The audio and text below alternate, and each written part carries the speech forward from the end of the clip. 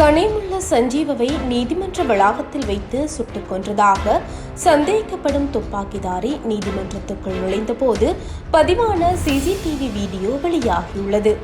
இந்த துப்பாக்கிச் சூட்டில் பிரபல போதைப்பொருள் கடத்தல்காரரும் குற்றவியல் கும்பல் தலைவருமான கனிமுள்ள சஞ்சீவ் எனப்படும் சஞ்சீவகுமார சமரரத்ன கொல்லப்பட்டார். துப்பாக்கிச் சூட்டை நடத்தியவர் வழக்கறிஞர் போல் மாறுவேடமிட்டு நீதிமன்ற வளாகத்துக்குள் நுழைந்ததாக போலீசார் குறிப்பிட்டுள்ளனர்.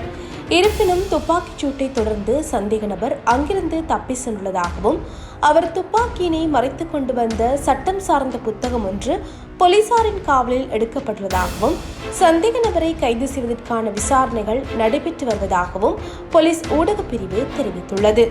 புதுக்கடை நீதிமன்ற வளாகத்துக்குள் துப்பாக்கிச் சூடு இடம்பெற்ற போது நீதிமன்ற வளாகத்தினுள் இருந்த பொதுமக்கள் அனைவரும் தற்போது தடுத்து வைக்கப்பட்டு அனைவரும் இராணுவத்தினரால் சோதனைக்கு உட்படுத்தப்பட்ட பின்னர் வெளியேற்றப்பட்டனர். மேலும் நீதிமன்றத்துக்கு முன்பாக இராணுவத்தினர் பலத்த பாதுகாப்பு நடவடிக்கையில் ஈடுபடுத்தப்பட்டுள்ளனர்.